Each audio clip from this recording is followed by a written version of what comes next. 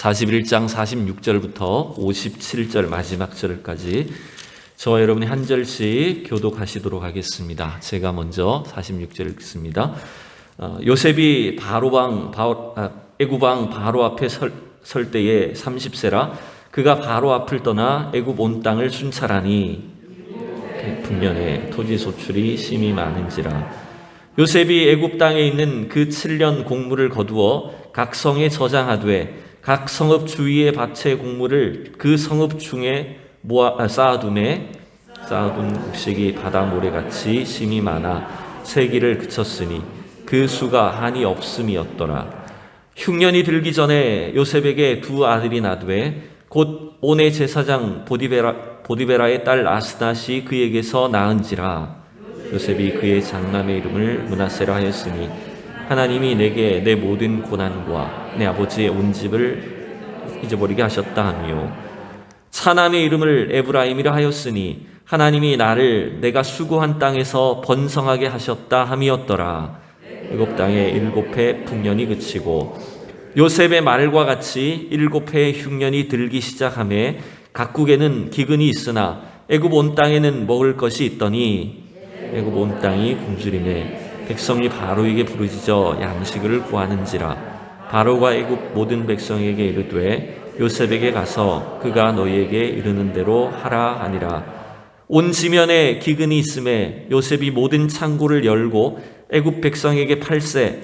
애굽 땅에 기근이 심하며 각국 백성도 양식을 사려고 애굽으로 들어와 요셉에게 이르렀으니 기근이 온 땅에 심함이었더라. 아멘. 마스크 끼고 예배드리고 찬양하기 참 불편하시죠? 오늘도 우리 주님께 드리는 이 귀한 예배를 하나님 영광으로 받으시고 우리에게 합당한 은혜를 또 큰 기쁨과 충만한 사랑을 베풀어 주실 줄로 믿습니다.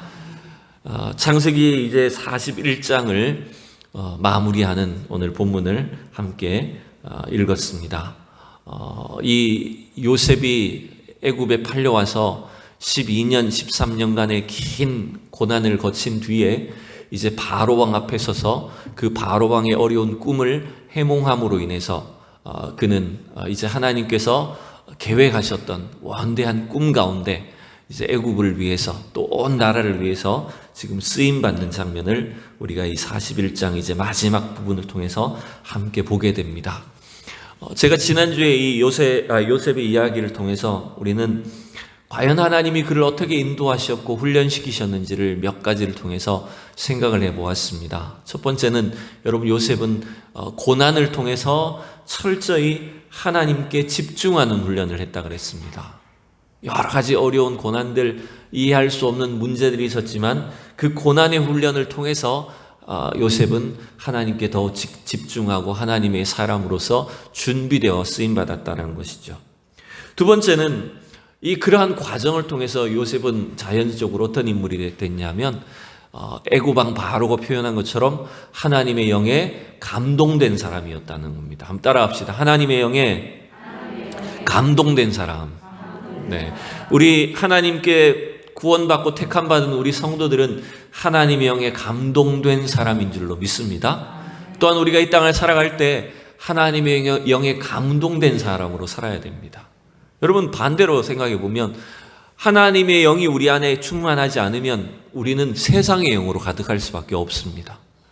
세상에 어둡고 악한 생각들과 그런 악한 영들로 가득 차게 되면 여러분 우리가 세상 일에는 엄청 밝은 사람들이 될지는 모르지만 하나님과는 전혀 상관이 없는 사람이 됩니다. 하나님을 전혀 알지 못하는 사람으로 이 땅을 살아가게 됩니다.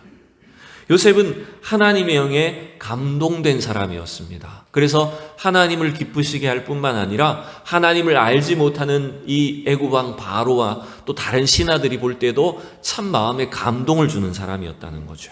그래서 우리는 하나님의 영에 감동된 사람으로 이 땅을 살면서 이 세상 가운데 하나님을 알지 못하는 사람들 속에 그들을 감동시키는 사람이 되면 좋겠어요. 세 번째, 여러분 요셉은 자기에게 주어진 모든 상황에서 아무리 작은 일에도 어떻게 했다고요? 충성하는 사람이었다고 제가 지난주에 말씀드렸죠. 자, 이 세 가지를 지난주에 우리가 함께 살펴봤고, 자, 오늘은 이제 애굽의 총리가 된 이 요셉이 과연 그가 총리가 된 것이 지금 애굽 사람의 입장에서 혹은 다른 사람의 입장에서 하나님 보시기에 어떠한 그 계획들을 하나님께서 어떻게 그를 세우셨고 쓰셨는가라고 하는 것들을 좀 함께 살펴보면 좋겠습니다. 우리 41장까지의 내용을 이제 쭉 마무리하는 오늘 본문을 함께 살펴보려고 합니다.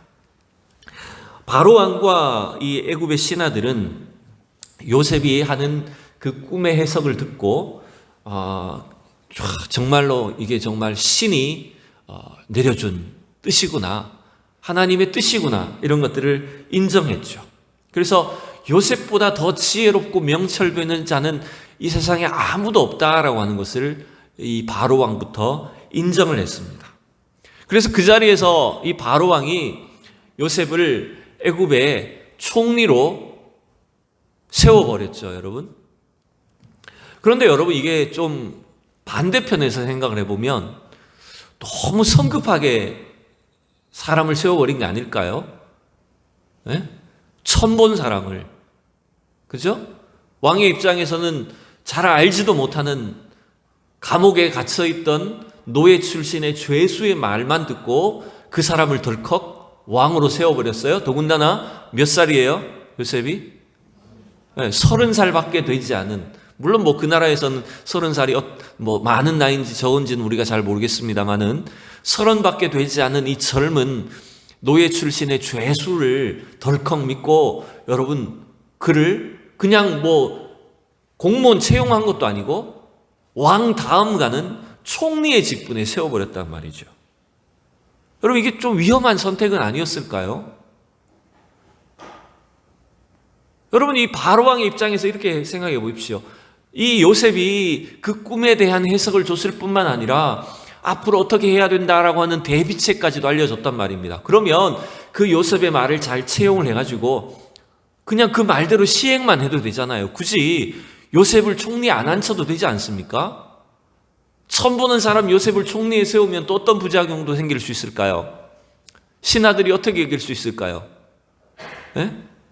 백성들이나 신하들이 어떻게 여길 수 있을까요? 아니, 무슨 저 외국에서 온 사람을 노예 출신의 죄수를 무슨 총리로 세운단 말이야. 여러분, 지금 대통령이 얼마 전에 총리 임명했지만 듣도 보도 못한 어느 30살짜리 사람을 총리 세우면 국민들이 가만히 있을까요? 야당이 가만히 있을까요? 네? 전혀 여러분들부터 아마 한마디 다 할 거예요. 그죠? 그것처럼 분명히 이 요셉에 대해서 반발하거나 불평하는 사람들도 생겨날 수 있었을 거란 말이죠. 근데 여러분, 왜 이 바로 왕은 뒤도 돌아보지 않고 요셉을 총리 임명을 하고 백성들 앞에 그렇게 신하들 앞에서 신임을 나타냈을까요? 여러분, 우리가 이 바로 왕의 어떤 믿음을 알 수는 없습니다만은 이 바로 왕은 자신의 꿈을 통해서 주신 메시지는 단순히 사람의 말이라고 생각하지 않았습니다. 비록 이스라엘의 하나님을 이 바로 왕이 알지도 못하고 잘 믿지도 않지만 신적인 존재, 신께서 우리에게 주시는 어떤 하나님의 신적 메시지다라고 하는 사실을 무겁게 받아들였던 것 같아요. 그래서 자신의 꿈을 통해서 주신 그 신의 계시를 거기에 대해서 두려운 마음을 가지고 있었고요. 또한 그 꿈을 해석해 준 요셉의 그 말을 굉장히 신임을 할 수밖에 없었어요. 그 꿈의 해석을, 그 대비책을 이루어 나갈 사람은 이 요셉이다라고 하는 적임자라고 믿었다라고 하는 것입니다. 여러분, 이 어떻게 보면 이 바로 왕을 통해서 우리가 좀 배워야 될 일이 있어요. 그게 뭐냐면, 우리가 하나님이 주시는 그 복과 은혜를 얻을 수 있는 비결은 뭐냐면 전적으로 하나님 앞에 복종하는 것입니다.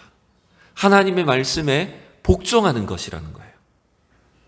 여러분, 하나님의 말씀을 듣고도 그럴 수도 있겠지, 정말 중요한 것 같다, 여러분, 이 정도로만 판단을 하고 넘어갔다면 어떻게 될까요? 바로 왕이 그거 참 신통하네, 꿈 참 신통하게 해석을 하네, 이렇게 그냥 감탄만 하고 아 그래 네 말 한번 참고해 볼게, 이런 식으로 이 요셉의 말을 무시하고 하나님의 말씀을 대수롭지 않게 여기고 넘어갔다면 어떤 일이 생깁니까? 당연히 이 흉년이 왔을 때 바로 애굽 나라뿐만 아니라 바로 왕 자신도 망할 수밖에 없죠. 근데 여러분, 우리가 하나님의 말씀을 듣고 이와 같이 그 말씀을 무겁게 받아들인다라고 하는 것 자체가 바로 하나님이 주시고자 하는 그 복과 은혜를 누릴 수 있는 비결이다라는 것입니다. 예를 들어서 우리가 몸에 어디 이상이 생겨서 병원을 갑니다. 병원을 가서 진찰을 받았더니 검사를 했더니 의사 선생님의 표정이 안 좋아요. 이 수치가 너무 안 좋은데 이거 조심하셔야 됩니다. 건강을 어떻게 지키셔야 되고 음식 조절을 하셔야 되고 또 뭐 술 담배는 하지 마셔야 되고 이런 식으로 막 이야기를 했다고 칩시다. 그러면 그 이야기를 들을 때 여러분 뭐 그냥 의사가 그냥 하는 말이지 뭐 하면서 대수롭지 않게 넘어간다면, 그리고 막 평소에 내가 하듯이 그냥 아무거나 먹고 막 폭식하고 뭐 포금하고 그렇게 계속 살아간다면 어떻게 될까요, 여러분? 어떻게 됩니까? 당연히 그 사람은 금방 무너집니다. 금방 건강을 잃어버립니다. 우리가 최소한 병원에만 가도 입원만 해도 환자 입장에서 의사의 말을 어떻게 해야 됩니까? 완전히 복종해야 됩니다. 벗으라면 벗어야 됩니다. 의사 앞에. 네? 금식하라면 금식해야 되고요. 약 먹으라면 약 먹어야 되고, 우리가 의사 말에 뭐 대항할 수 있는 게 없어요. 뭘 참고 사항으로 듣고 대충 넘어갈 수 있는 일이 없어요. 하나님의 말씀이 사실은 그와 같다는 거예요. 하나님께서 우리 이 요셉을 통해서 바로 왕에게 주신 말씀을, 이 왕은 내가 한 나라의 왕이지만 그것을 굉장히 무겁게 받아들였어요. 그래서 그 말씀 앞에 철저히 복종하고 또 그 말씀에 순종하는 것을 선택했기 때문에 이 일이 바로 애굽 왕과 애굽 나라 전체가 하나님이 주신 그 복을 누릴 수 있는, 경험할 수 있는 놀라운 비결이었다는 것입니다. 또한 우리가 하나님의 복을 경험할 수 있는 놀라운 축복은 뭐냐 하면 바로 그 말씀의 사람을 따라가는 거예요. 말씀의 사람을 즉각적으로 여러분 붙잡는 거예요. 바로 요셉이었죠. 하나님께서 말씀의 사람인 요셉을 애굽에 보내주셨고 바로 왕을 통해서 그 말씀의 사람인 요셉의 말을 듣고 그를 붙잡았기 때문에 이 바로 왕이 그 어려운 문제들, 난제들을 잘 해결해 나갈 수가 있었다는 걸 여러분 알 수가 있습니다. 여러분, 이와 같이 오늘도 하나님이 주시는 그 말씀 앞에 우리의 잔머리를 내려놓고, 우리 잔머리 많이 쓰거든요. 어떻게 하면 하나님 말씀은 이렇지만 하면서 내가 또 이렇게 살아갈 수 있을까? 요걸 다 이렇게 하면 되지 않을까? 여러분, 이게 우리의 인간의 생각입니다. 이런 것들을 내려놓고 오늘 이 요셉을 통해 주신 요셉 개인의 복이 아니라 이제는 애굽과 바로와 온 세상 가운데 주시는 그 복과 은혜를 증거하고 나타내는 우리의 삶이 될 수 있기를 진심으로 축복합니다. 자, 이제 요셉 개인의 입장에서 총리가 된 일이 어떤 것인가 함께 또 살펴봅시다. 요셉은 이제 바로왕의 신임을 얻음으로 인해서 하루아침에 그의 신분이 바뀌어버렸습니다. 오늘 우리가 읽은 본문은 46절부터이지만 지난주에 봤던 앞부분의 본문을 보면 요셉은 바로왕이 그를 세우자마자 어떻게 됩니까? 뭘 끼워줘요, 손가락에? 왕의 인장 반지를 끼워줍니다. 여러분, 왕의 반지는, 인장 반지는 뭘 말할까요? 인장이라는 것은 도장을 말하는 거죠. 그러니까 왕이 반지를 끼는데 그 반지는 반지가 아니라 도장이에요. 그것은 바로 왕이 결정할 수 있는, 왕의 권한으로 결의할 수 있는 모든 것의 권한을 요셉이 부여받았다는 겁니다. 또 뭘 입혀줍니까? 요셉에게? 안 읽었으니까 지금 잘 몰라요, 그죠? 뭘 입혀줄까요? 세마포 옷을 입혀줍니다. 이것은 가장 높은 신분에 있는 사람들이 입는 그 의복을 입혀주는 거예요. 여러분, 이 요셉의 옷이 계속 바뀌잖아요. 색동 옷을 입었다가 그 다음에는요, 채색 옷, 죄송합니다. 색동저고리가 생각이 나가지고 채색 옷을 입었다가 또 노예의 옷을 입었다가 죄수의 옷을 입었다가 그 옷을 벗고 왕 앞에 그나마 깨끗한 옷을 입고 왕 앞에 섰는데 왕의 신임을 얻고 하루아침에 총리의 옷을, 이 세마포옷을 입게 되었다는 것입니다. 또 그 다음에 왕이 뭘 태워줬어요? 최신식 자동차를 태워줬나요? 네. 왕이 타는 것과 같은 버금 수레를, 왕이 타는 두 번째 수레를 여러분 이 요셉에게 태워서 온 시내를 여러분 행진을 하면서 백성들 앞에서 이 사람이 이제 총리다라고 하는 것들을 알렸다는 거예요. 여러분, 이거 바로를 통해서 요셉의 인생이 하루아침에 달라졌습니다. 근데 여러분, 우리는 기억해야 될 것이 뭐냐 하면 바로가 요셉을 높인 것처럼 보였지만 사실은 누가 요셉의 인생을 변화시키셨을까요? 하나님이 요셉을 바꾸어 주셨어요. 여러분, 단순히 요셉이 말 한 번 잘해서 로또를 뽑은 것처럼 인생의 행운을 얻고 벼락부자가 되고 이렇게 된 걸까요? 여러분, 그렇게 한순간 대박이 나서 신분이 변화되는 개념을 말하는 것이 아닙니다. 여러분, 이것은 요셉에게 하나님이 긴 훈련과 고난의 여정을 통해서 그를 드디어 하나님이 약속하신, 하나님이 계획하신 그 일에 요셉을 사용하셨다는 거예요.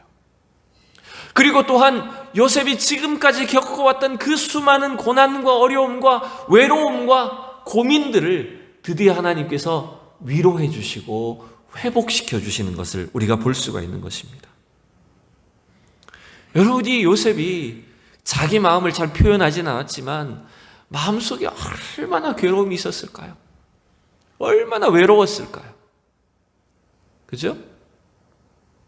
또 그 마음에 응어리진 상처와 또 고통이 이해할 수 없는 그 문제들 속에서 13년 동안 얼마나 어려움을 많이 겪었을까요? 노예로 팔려온 것만 해도 억울한데 누명까지 쓰고 감옥에 갇혀서 죄수로 팔려 죽을 운명이었던 요셉에게 하나님은 사실은 완대한 꿈과 계획을 갖고 계셨어요. 다행히 요셉은 그걸 놓치진 않았어요. 여러분, 오늘도 우리가 이 시대 속에 저와 여러분의 인생 가운데 세상적으로 보면 이해할 수 없는 고난이 있고 문제들이 찾아오지만 왜 이런 고통이 우리 가정에, 나의 인생에 왜 이런 일이 있을까? 이해되지 않는 일이 참 많을 수 있어요. 그러나 여러분, 우리 인간의 시각으로 보면 이해할 수 없는 문제들이 수없이 많지만 하나님은 하나님의 백성들, 자녀들을 향한 위대하고 놀라운 꿈과 계획을 갖고 계시는 것을 여러분 믿으셔야 됩니다. 다행히 요셉은 그 고난 속에서 하나님의 꿈과 계획을 신뢰하고 바라봤어요. 삶은 하나도 변화되지 않는 것처럼 보였습니다. 자기가 원하는 대로 이루어지지 않습니다. 뭔가 계획을 해도 전혀 성취가 되지 않는 것처럼 보입니다. 그러나 하나님은 요셉에 대해서 원대한 꿈을 갖고 계셨어요. 어린 시절에 요셉에게 주신 그 꿈이 무엇인지 알지 못했지만 반드시 하나님은 살아계신다. 하나님은 지금 나와 함께 계시고 나를 통해서 일하고 계시고 나를 통해서 무언가를 이루어가고 계신다라고 하는 것들을 요셉은 신뢰했다는 말입니다. 드디어 하나님은 요셉에게 그 꿈이 성취되어 가는 과정을 통해서 요셉의 마음을 위로해 주시고 그간의 고생과 고난을 통해서 어쩌면 하나님의 복으로 그를 보상해 주시는 것이 아닌가, 이런 생각이 듭니다.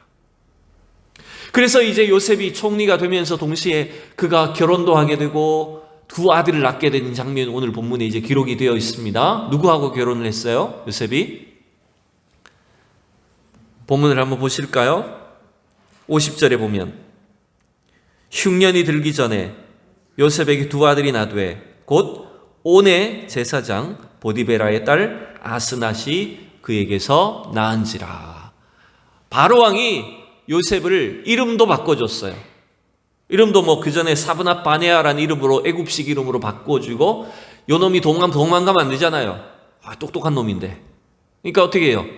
얼른 결혼을 시켜야죠. 가정을 꾸려준 것 같아요.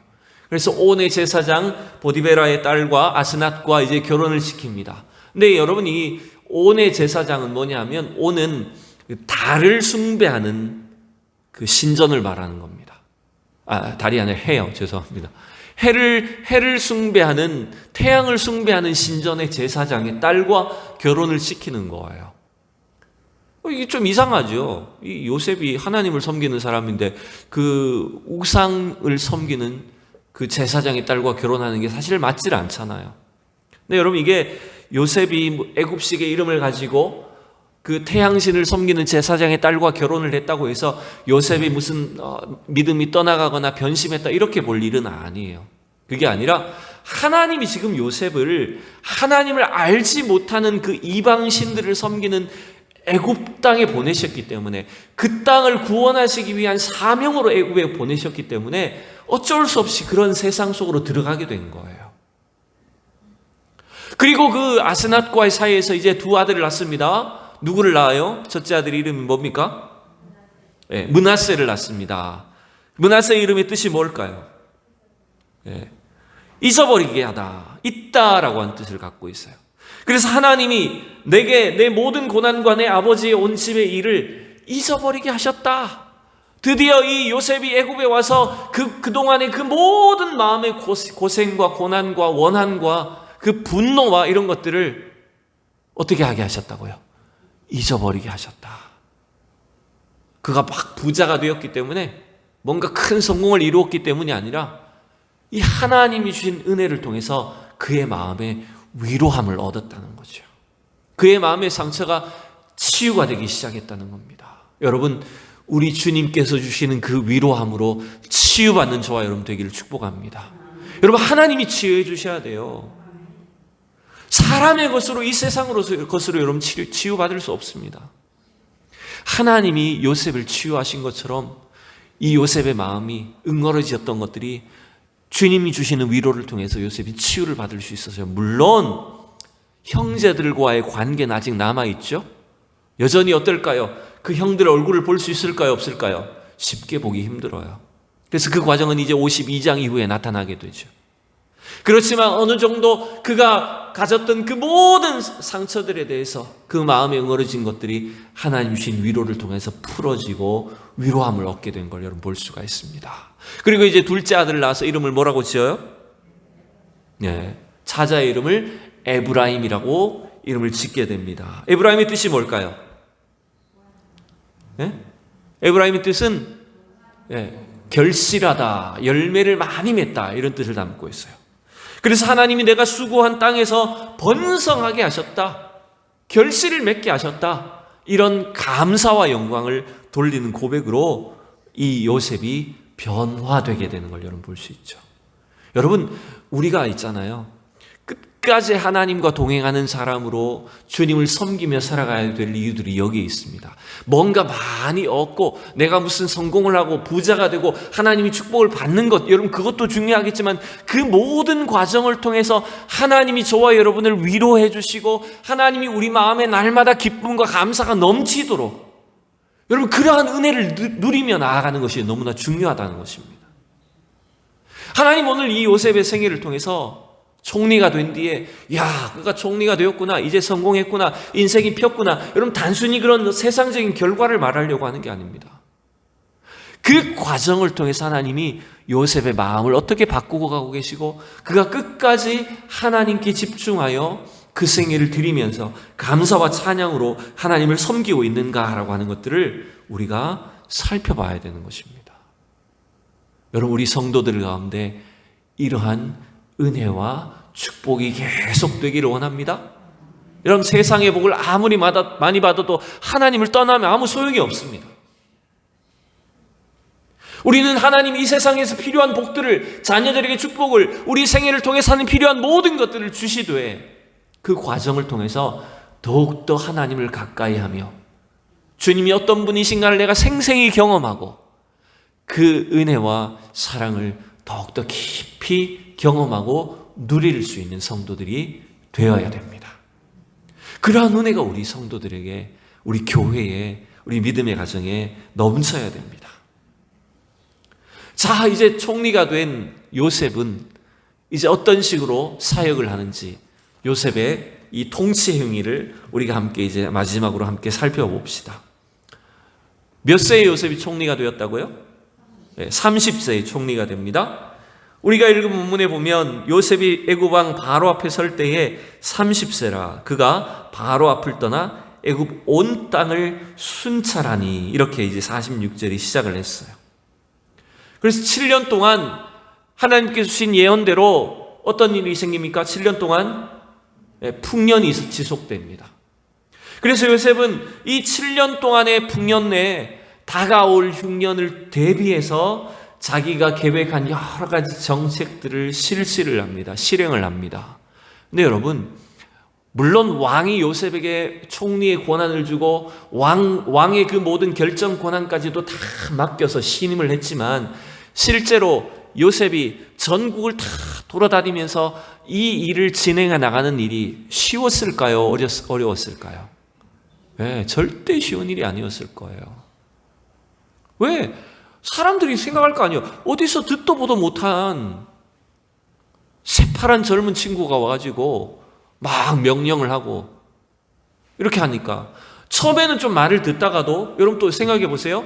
풍년이 여러분 1, 2년 지속되다가 계속 3년, 4년, 5년 이렇게 풍년이 계속 지속이 되면 사람들의 마음은 어떻게 될까요? 처음에는 여러분, 아이고 준비해야 되나 보다 이런 마음을 갖고 있다가도 계속 풍년이 계속 오니까 어떤 마음이 생길까요? 이거 아무 걱정이 없잖아. 뭘 그렇게 호들갑을 떨고 걱정을 해. 이렇게 좋은데. 점점점 사람들의 마음이 느슨해질 거예요. 요셉이 말한 명령이 점점 먹혀들기 어려울 수 있는 거예요. 여러분, 그랬어요. 실제로 또 요셉이 지금 실시하고 있는 이 산업 정책이라는 게 특별히 이제 농업과 관련된 거잖아요. 먹는 것과 관련된 1차 산업이잖아요. 여러분, 이것만큼 여러분 이게 정책을 하는 게 어려운 일이 없어요. 굉장히 힘든 일이에요. 지금은 우리가 물론 2차, 3차, 4차 산업까지도 있는 시대라 그러죠. 그죠? 우리 어른들은 잘 이해가 되지도 않는 무슨 가상 공간에도 여러분 엄청난 산업이 여러분 펼쳐집니다. 요즘에는 별의별 일이 다 일어납니다. 그렇지만 여전히 전 세계 각국에서 굉장히 중요한 산업 중에 하나는요, 1차 산업이에요. 먹는 것과 관련된.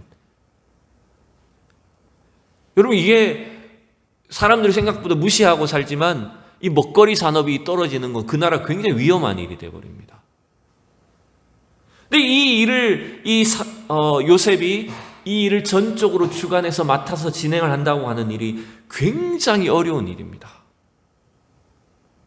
또 그렇잖아요. 농사라는 게 물론 계속 7년 동안의 풍년이 되긴 했지만, 여러분 우리가 어떤 농사 품목이 여러 가지 있잖아요. 곡식도 있고 무슨 여러 가지 땅에서 나는 작물들이나 과일들이나 이런 식품들이 있잖아요. 여러분 농사가 한 해 또 잘 되고 그 다음에 여러분 잘 되리라는 보장이 있을까요? 네? 그 굉장히 예측하는 일도 어렵습니다. 요즘에 대파가 금파라면서요. 얼마 전까지. 더군다나 여러분 이 음식 재료들을 보관을 해서 7년 동안 보관을 하는데, 여러분 지금이야 기술이 좋아서 보관을 할 수 있지만 이 고대 시대에 이걸 어떻게 보관을 해야 되겠습니까? 이걸 썩지 않게, 부패하지 않게 잘 보관을 하고 저장하는 일, 이 모든 일 굉장히 어려운 일이었습니다. 중요한 일이었습니다. 근데 요셉은 그 7년 동안 자기에게 맡겨진 일들을 여러분 최선을 다해서 감당을 합니다. 그래서 7년 동안에 이 곡식의 소출의 매년 20%를 5분의 1씩을 세금으로 모으는 거죠. 근데 세금으로 모은 그것도 바로 왕이 욕심을 내서 자기가 다 모아서 보관을 하는 게 아니라 어떻게 하라고요? 요셉이 어떤 사실은 메시지를 줬어요?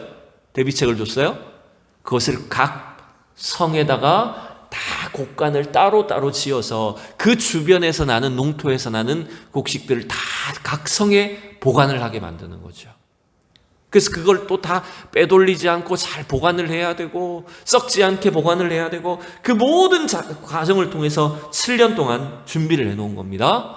그리고 드디어 7년이 지난 뒤에 흉년이 이제 찾아왔습니다.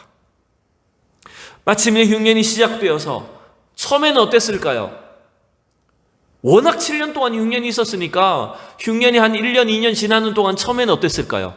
애굽 사람들이 버틸만 했을 거예요. 그래서 오늘 본문도 그런 아마 의도가 있는 것 같아요. 여러분 잘 보시면 54절에 한번 보세요. 이런 구절 있죠. 요셉의 말과 같이 7해 흉년이 들기 시작하매 각국에는 기근이 있으나 애굽 온 땅에는 먹을 것이 있더니. 그죠? 다른 나라에는 기근이 이미 벌써 시작이 돼 버렸어요. 흉년이 들자마자. 근데 애굽에는 워낙 7년 동안 또 어느 정도 준비가 되었고 각 가정에서도 대비를 했기 때문에 앞에 몇 년 동안 어땠을까요? 먹을 것이 있었어요. 그러다가 55절에 보니까 애굽도 어떻게 됩니까? 애굽 온 땅이 굶주림에 백성이 바로에게 부르짖어 양식을 구하는지라. 바로가 애굽 모든 백성에게 이르되 요셉에게 가서 그가 너희에게 이르는 대로 하라 하니라. 요셉에게 가라. 요셉이 다 알아서 할 거다.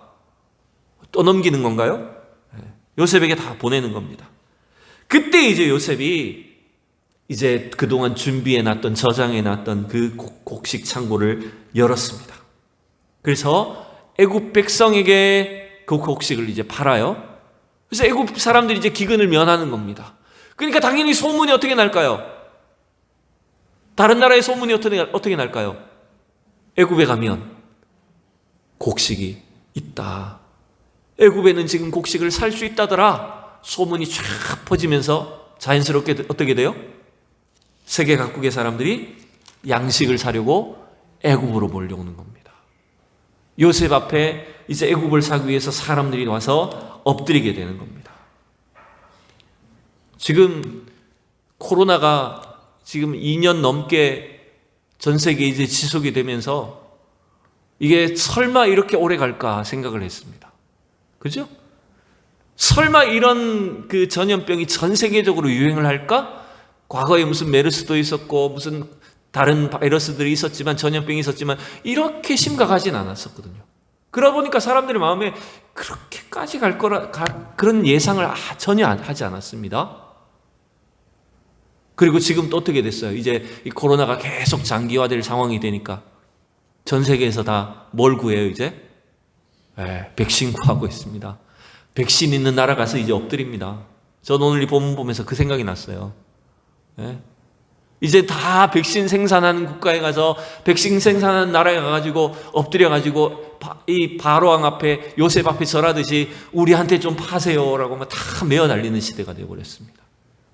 그러니까 여러분, 이게 누구도 지금 예상하지 못하고 사실은 누구도 준비하지 못한 일이었어요. 여러분, 그러니 이 요셉과 관련된 애굽의 사건은 가짜일까요? 사실일까요? 진짜일까요? 가짜일까요? 진짜예요. 여러분, 이게 어떻게 보면 그냥 지어낸 그냥 고대 이야기처럼 느껴질 수 있겠지만 어떻게 여러분 죄수가 총리가 됩니까? 말도 안 되는 이야기처럼 보이죠. 근데 여러분, 하나님은 그 인류의 역사를 통해서 이 위대한 일을 개입하시고 역사하시는 분이라는 사실을 여러분 기억하셔야 됩니다. 이렇게 잘 사는 시대가 되었어도 인류가 대비되어 있지 않으면 전 세계가 다 지금 백신 구하려 난리인 시대예요. 똑같은 상황입니다, 여러분. 여러분, 놀랍게도 하나님은 이 전 세계적인 사건 가운데 하나님은 요셉을 사용하시기 위한 놀라운 계획을 갖고 계셨어요. 그래서 요셉 개인의 입장에서 보면 너무나 이해할 수 없는 원통하고 억울하고 괴로운 13년의 기간이었지만 그 기간은, 그 고난은 하나님의 꿈이 실현되어가는 과정이었던 걸 우리는 볼 수가 있습니다. 그 과정을 통해서 어떻게 됐을까요?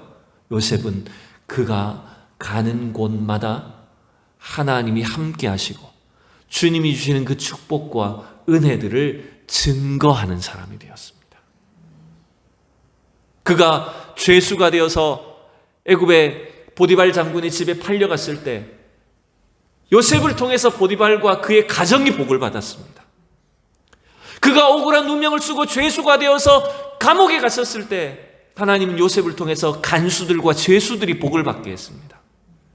이제는 놀랍게도 요셉이 애굽의 총리의 자리에 오름으로 인해서 바로 왕과 애굽 국민들과 그 주변에 있는 수많은 나라 사람들이 요셉을 통해서 복을 받게 되고 하나님이 주시는 그 은혜와 축복을 얻게 되었습니다. 여러분, 이게 하나님이 이루어 가시는 구원 역사입니다. 예수 그리스도께서 그 일을 위해서 이 땅에 오셨고 우리를 구원해 주셨습니다.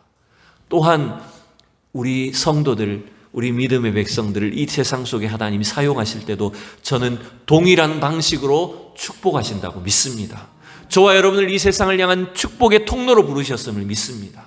우리의 자녀들을 하나님이 이 세상의 축복의 통로로 사용하실 줄로 믿습니다. 여러분, 이 일을 위해서 우리는 기도해야 돼요. 이 꿈과 소망을 잃지 않도록 여러분 기도하셔야 됩니다. 이 어려운 시대 속에 코로나로 인해서 힘들고 여러분 세상 사람들이 절망하고 소망이 없고 다 무너지는 것처럼 보이는 이 시대에도 하나님이 택하신 우리 성도들, 우리 믿음의 자녀들, 우리 가정과 교회를 하나님 이 시대 속에, 이 세상 속에 하나님의 축복을 알도록 하나님 주시는 그 형통한 복을 누리며 경험할 수 있는 그런 축복의 통로로 사용하실 줄로 믿습니다. 여러분, 이 일을 위해서 우리 기도하셔야 돼요. 하나님, 우리 가정을 이 일에 사용해 주세요. 하나님, 우리 자녀들을 하나님이 이 세상을 향한 하나님의 도구로 사용해 주시기를 원합니다. 우리 교회를 우리 대전 지역에, 우리 산성동에, 중구에 이 지역사회를 위해서 하나님이 사용하시는 그 축복의 통로가 되게 해주시도록 여러분 요셉과 같은 그 은혜를 누릴 수 있도록 여러분 이 저녁도 함께 기도해 주시기를 원합니다. 다 같이 기도합니다. 하나님 아버지, 은혜를 감사합니다. 주님이 주신 큰 은혜와 사랑 가운데 저희들을 이 땅 가운데 구별하여 주시고, 비록 작고 연약하고 부족한 인생이지만 우리 주님이 갖고 계신 그 꿈과 놀라운 계획을 통하여서 이 세상 가운데 복음을 전하게 하시고 하나님의 축복과 은혜를 증거할 수 있도록 우리를 사용하여 주시니 감사를 드립니다. 오늘도 이 코로나로 인하여서 절망하고 좌절하는 이 시대 속에 하나님, 온통 세상은 두려움과 절망에 가득 차 있지만 하나님, 이 땅을 향한 하나님의 축복을 증거하는 통로들로 우리 가정과 우리 자녀들과 성도들을, 교회를 사용하여 주시옵소서. 하나님, 우리를 통해 하나님의 축복이 이 땅에 넘치게 하여 주시옵소서. 우리 민족이 복을 받게 하여 주시옵소서. 우리 가정을 복을 받게 하여 주시옵소서. 우리 자녀의 앞길이 복이 있게 하여 주시옵소서. 하나님의 구원이, 축복이 넘치게 하여 주시옵시고, 하나님 이 시대 하나님 우리 교회를 통하여서 하나님의 큰 구원의 역사를 이루어 주시기를 간절히 원합니다. 이 저녁도 우리 믿음의 고백을 들으시고 역사하실 주님을 찬양하며 예수 그리스도의 이름으로 기도하옵나이다. 아멘.